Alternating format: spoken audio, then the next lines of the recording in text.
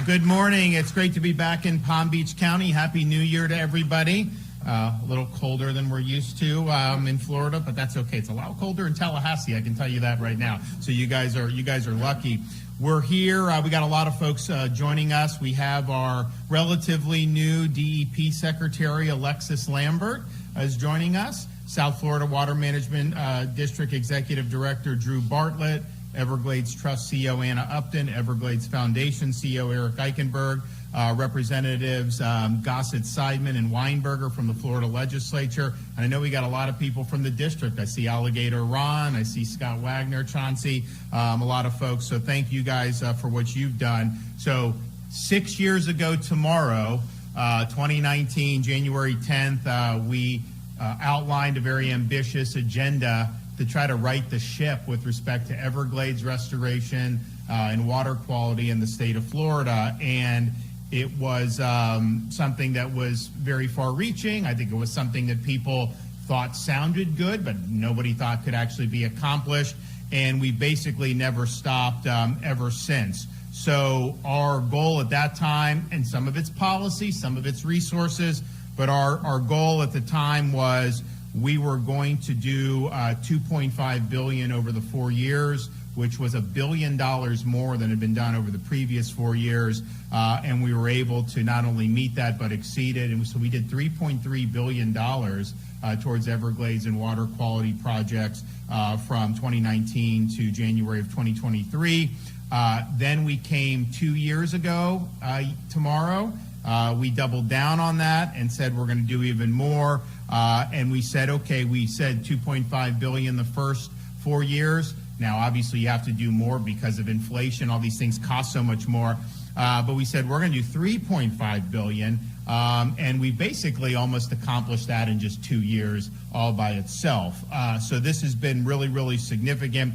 And the results have been extraordinary. And we got more work to do. But think about this. In 2019, we had just 57.1 billion gallons of water storage capacity within the Everglades region. We're soon going to be opening up the C-43 reservoir, and when that comes online, which will come online a little later this year, we will go from 57.1 billion to $176.1 billion, and just in time, obviously, for the rainy season this summer. So if you think back to what's happened in the Southwest Florida in 2018 with all the discharges, 2016 on the east coast of Florida, we've more than tripled the capacity, the storage capacity, because of our efforts. But we have a lot of projects that are in the hopper. I'm going to talk a little bit about the Everglades Agricultural Area Reservoir.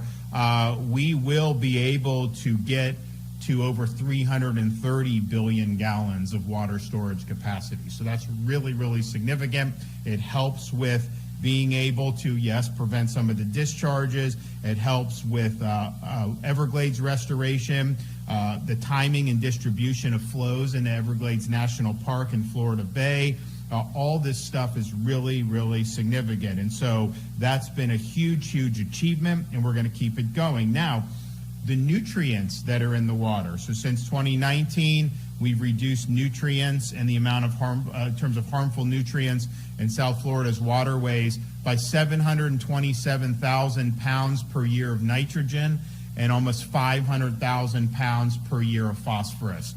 So that's really, really big time in terms of how much that would be.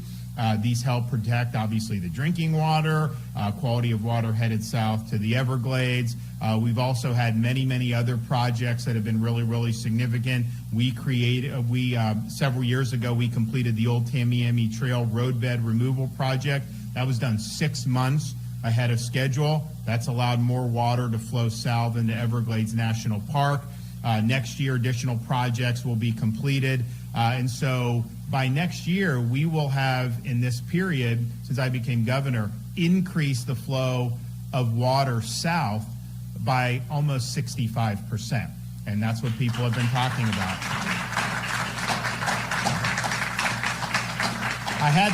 I had them do this little thing. So you can see 2019, the amount of water that's flowing. and then where we are in 2024. And the blue means there's more water that is going and flowing south, and you see that really significantly. This is really how nature intended it to be. This was a result of a lot of human infrastructure and things that have been done.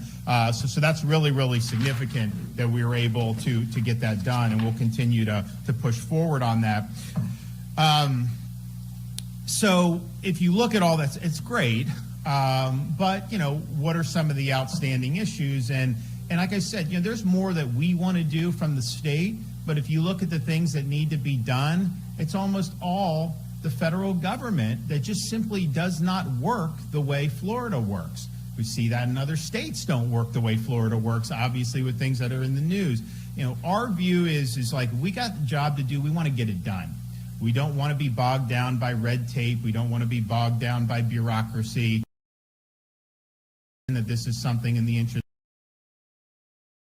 done as quickly as possible. That is not how some federal agencies like the Army Corps of Engineers approach things. I think they just have a much different thing. Look, I can't speak for them. It's not something I've ever been a part of. But I mean, I would not want to be known as the one part of government that's the slowest, right? I mean, I would want to be someone that says we're the fastest, but that's just not the way it does. So over the last 4 years, you've seen delays by the Interior Department and the Army Corps of Engineers. That has hindered the efforts than what we do. So we're doing what we pledged to do. So, for example, the EAA Reservoir, very important reservoir south of Lake Okeechobee. We did the stormwater treatment area that the state handled. Obviously, most of that reservoir is a federal project that is done by the Army Corps of Engineers, and it's a significant project, but the reality is that they are not where we are in terms of the schedule. They're far below schedule when it does that. Now, it'll be a really significant project once it's completed, but they're just not on the same schedule that we are. So we want to move forward on the EAA Reservoir as quickly as possible.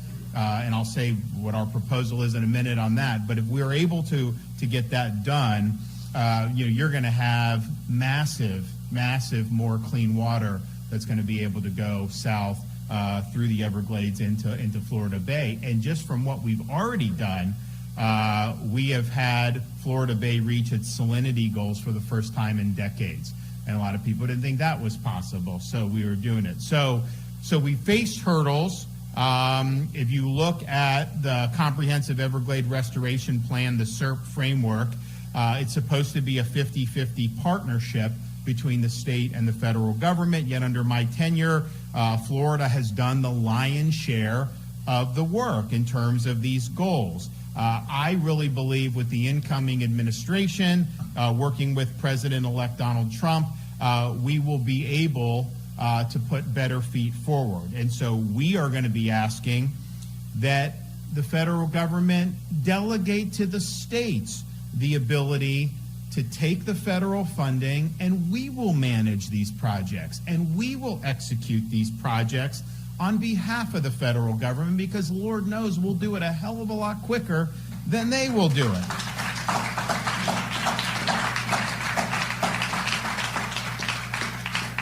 And when President Trump was in office the first time, he really helped us move forward on these priorities. I mean, I remember talking to him about Lake Okeechobee, and I said, I'm building infrastructure, but like if the Army Corps is discharging this water, and so he had the Army Corps manage the lake more, I think, in a balanced way, and it did mitigate some of the discharges that otherwise would have happened. And so he's been a strong partner with us during his first administration. We expect that to be the same going forward. We should manage federally funded SERP projects. We will restore the Everglades more quickly. We will save time, and we will save an awful lot of money. We can deliver this. And if you look at what's going on in California, yes, obviously you have an absentee mayor, governor, all these problems. But like, the Army Corps is responsible for part of the federal lands that are there. And I don't think that they've done what needs to be done in that respect either. So we already have the track record to prove that we can do this and do this very effectively. For example, the year Florida broke ground on 3 culvert structures, this year Florida broke ground on 3 culvert structures and is already pouring concrete to move water south through the Big Cypress Preserve at a cost of $46.7 million. 4 years ago, the Army Corps broke ground on 3 different culverts to move water into Everglades National Park, but has yet to pour any concrete for those culverts, and that project has cost $20 million more than Florida's, and that's prior to the record inflation that we've seen over the last several years. Another example is found on STAs, stormwater treatment areas. These are important components to the regional water system to ensure the cleanliness and removal of harmful nutrients from stormwater runoff. In mid-2020, Florida broke ground on a 65-acre STA for $27,000 per acre and finished construction in 2024, completing 130 acres of construction per month. In 2022, by contrast, the Army Corps broke ground on a much smaller 2,000-acre STA for $68,000 per acre, and the estimated completion is January 2026 at only 42 acres per month. While Florida has moved billions in projects to construction, the Army Corps is sitting on money so long at times that they've lost congressional authority to even spend the money anymore. And if you look at this so-called infrastructure bill that was passed in 2021, it provided $1.1 billion to the Corps for CERT projects, yet a bill passed in 2021, the Corps did not use any of the funds for construction until 3 years later, September of 2024. So our record of getting the job done is second to none. In Everglades National Park, we took over the construction of a seepage barrier to keep water in the park to protect communities from flooding, and the result, the construction was completed 7 years ahead of schedule. Florida also took over a project to double the capacity of water flowing into Everglades National Park. The result, construction was completed 6 years ahead of schedule.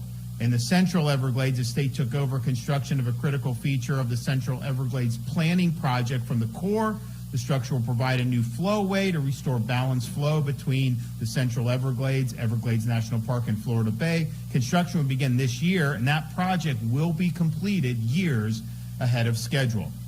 So this is something that I think makes a lot of sense. Now, one of the things that we did under the first Trump administration was we assumed authority on this so-called 404 permitting, which basically allowed the state to permit consistent with federal, and there's a whole myriad of federal laws. And so we're able, you have to follow the law, but you can take it and you can get the permits, projects permitted quicker. That affects a lot of things. It affects private businesses, but it does affect our ability to do these Everglades projects. And we've seen a slowdown since this got tangled up in the courts under the Biden administration, where we're no longer able to exercise that 404 authority. So we would like to have that back. Obviously, there may be still some litigation, but empower us to get the job done, and we will make it happen. And that'll be, I'm going to be with the president-elect tonight with some other governors, and I think his attitude in terms of when I've been talking to him recently is, tell us what you want. You know, we want you guys to be successful. We want to empower the states. So we're going to hopefully enter a period where we have really strong federalism, where states are able to lead on these things. And you know, the federal bureaucracy at this point, you know, I wonder whether even if they were totally aligned with us, could they even get the job done on some of these things in times that make sense? And I question whether that could even be done. So send us the funds, give us the authority, and let us get to work, and we will get this done and move it along very, very quickly.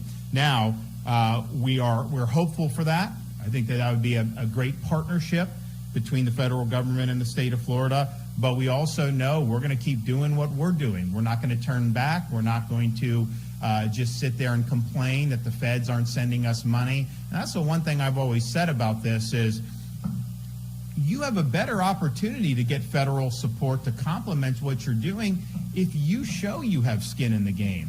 And I talked about the record funding. We could just sit here and say, oh, the federal government, should be doing. We've gone above and beyond what we were ever expected to do, and we're proud to do that. And so we're not asking the feds to take over anything we should be doing. We're simply saying help live up to your end of the bargain. So I'm going to be releasing my budget for the next fiscal year very, very soon. And I'm happy to be able to say that we will continue to be strong stewards of not only Everglades, but conservation writ large in the state of Florida. And we will be dedicating a new record, $805 million for Everglades restoration, including, big.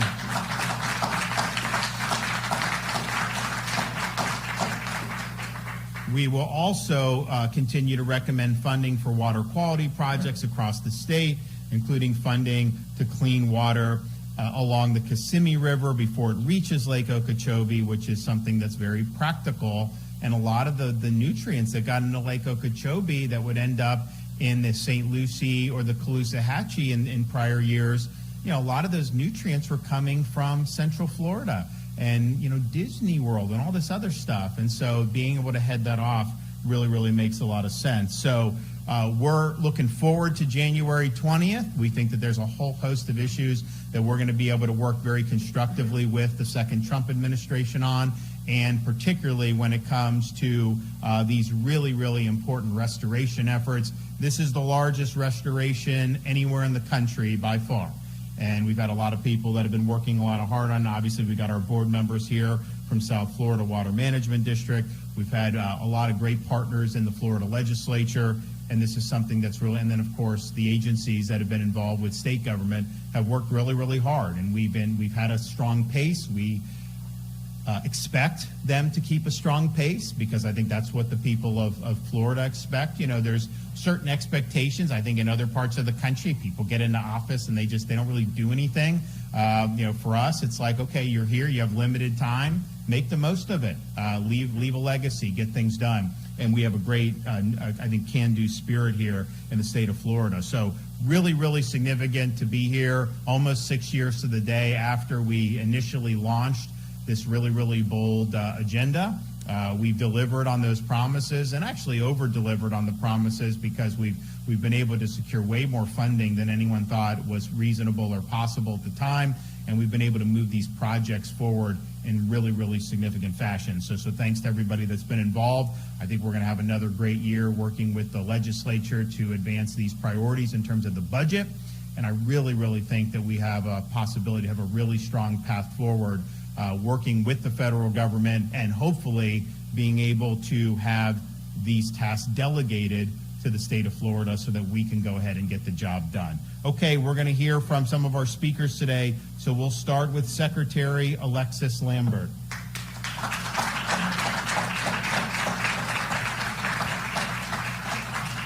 Good morning. Thank you, Governor. I'm Alexis Lambert, and I have the privilege of serving as the Secretary for the Florida Department of Environmental Protection. First, I would like to express my gratitude to the Governor for his visionary and steadfast leadership on Florida's environmental priorities. Under his direction, as he said, Florida has invested a record $3.3 billion in Everglades restoration, surpassing the previous 12 years combined, and we're seeing the benefits of those investments. In 2024 alone, we celebrated some major milestones: the completion of the Everglades Agricultural Area Stormwater Treatment Project, the completion of a new water seepage barrier, and the groundbreaking for the first major feature of the Western Everglades Restoration Project. As the Governor said, since 2019, 75 Everglades restoration projects have either been completed, broken ground, or hit a major milestone. Once fully operational, these projects will result in an annual reduction of more than 727,000 pounds of nitrogen and 488,000 pounds of phosphorus.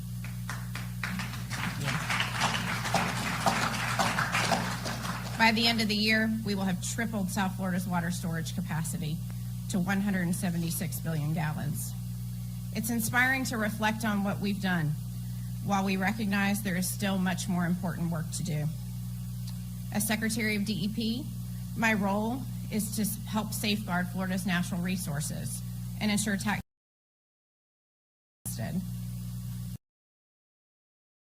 efficiency and expertise are equally important. Florida has proven it can manage restoration projects more efficiently than the federal government, saving both time and money. Floridians understand the Everglades better than anyone else. We live, work, and recreate here. We are committed to the land that sustains this. While federal partnership is important in these projects, layers of bureaucracy slow progress and drive up costs. Everglades projects under the Corps oversight take on average more than a year to begin construction, with some more complex projects taking far longer, multiple years, with no start in sight. In contrast, we can begin in approximately 4 months on average, nearly a third of the time that it takes the Corps. Construction delays lead to cost increases. Every year of delay adds an estimated 6% or more to the total cost of a project. We have the expertise, we have the urgency, and we have the determination to get the job done. Delays aren't just experienced during construction. Hundreds of 404 permit applications have been disrupted, delaying essential public infrastructure, energy, stormwater, medical, school facility projects, including many projects related to Everglades restoration. Florida processed 404 permits for Everglades projects in nearly half the time that it takes the Corps, with the same level or more protections. Florida's 404 program was a bipartisan, collaborative application of the Clean Water Act and accomplished more for Florida's environment and economy without unnecessary red tape. Well-equipped states should have the ability to regulate, protect, and restore their own resources. I'm very proud of what Florida is accomplishing, not only in the Everglades, but also in our efforts to improve water quality and strengthen our coastlines. Thank you, Governor, for your unwavering support.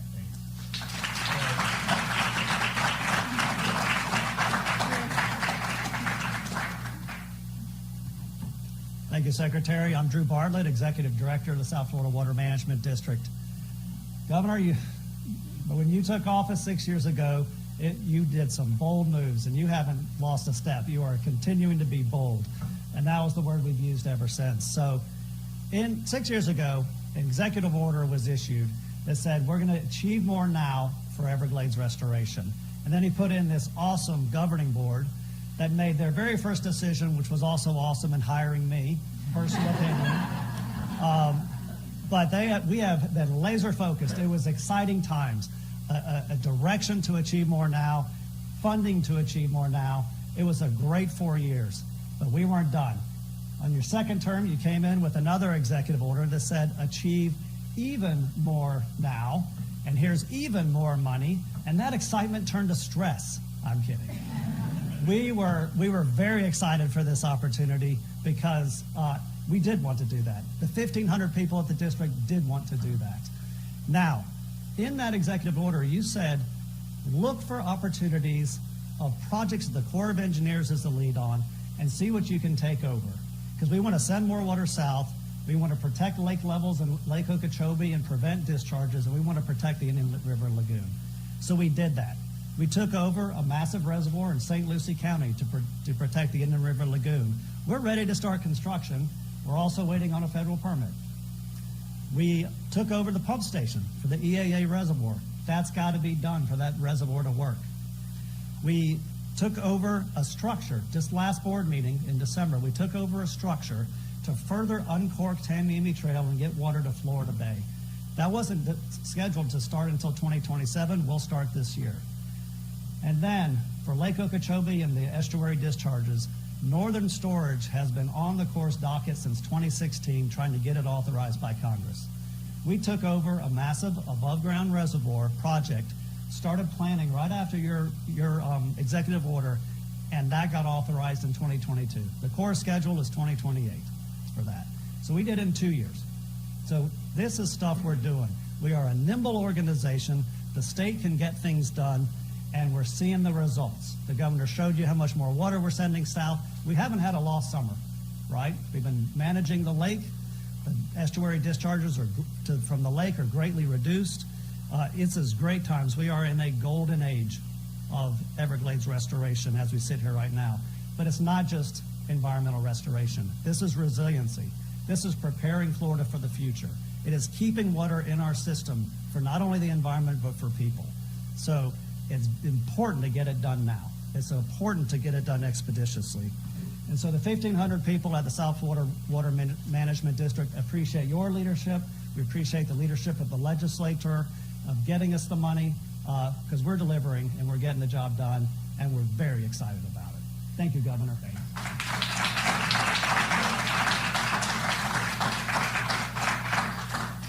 Good morning. I'm Anna Upton, CEO of the Everglades Trust. I'm thrilled to be here today to talk about Governor DeSantis' historic commitment to Everglades restoration.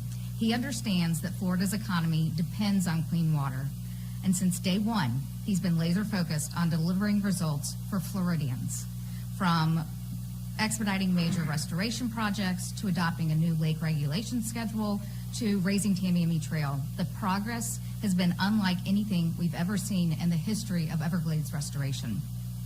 He's given the South Florida Water Management District marching orders to expedite Everglades restoration, and I'm proud to say the district has delivered. It is the best local sponsor for water projects in the whole country. You can't have a better partner than the district. They can build water resources projects faster and at a lower cost. So we fully support having block grants to the district to carry out the comprehensive Everglades restoration plan. Because of Governor DeSantis' leadership, we are closer to seeing Everglades restoration fulfilled, and that is why I have taken to calling Governor DeSantis America's Everglades governor.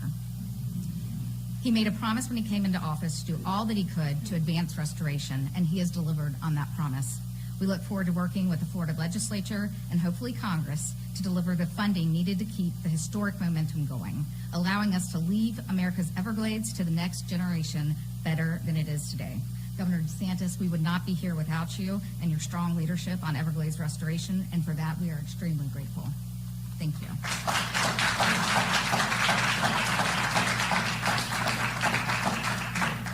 Well, we appreciate everybody's involvement. We are hopeful that we are going to be empowered to really take on more responsibility over these issues. I think that we have a great track record of delivering projects in very quick time, and when someone is not doing well, we get rid of the contractor and we figure out what needs to go going forward. Another area we're going to ask for some additional authority.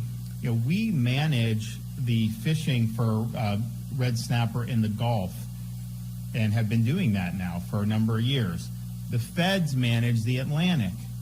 We do like 100, and I think I just did 102 days of red snapper, Gulf red snapper. The federal government does 2 days in the Atlantic, yet the supply in the Gulf is abundant, fishermen are doing well, everything's going well, and yet they're doing this. They don't have accurate data. You talk to the fishermen, they see all the fish there, and the federal government says there's no fish there. So we would be able to manage that, I think, in a much better way. I think we'd be able to expand opportunities for folks to enjoy the outdoors and enjoy some of these pastimes. So we're anytime we can take responsibility to be able to do some of these things, we're going to be doing it. And I think we're going to have opportunities to be empowered. We weren't really empowered over the last 4 years. We had a lot of roadblocks thrown in our way for a variety of issues, even some of these issues where you'd think that there would be strong support across any type of partisan stuff.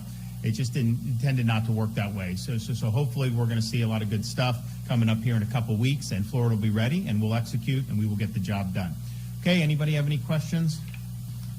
All right, well, let's get it done. God bless everybody. Good to see ya.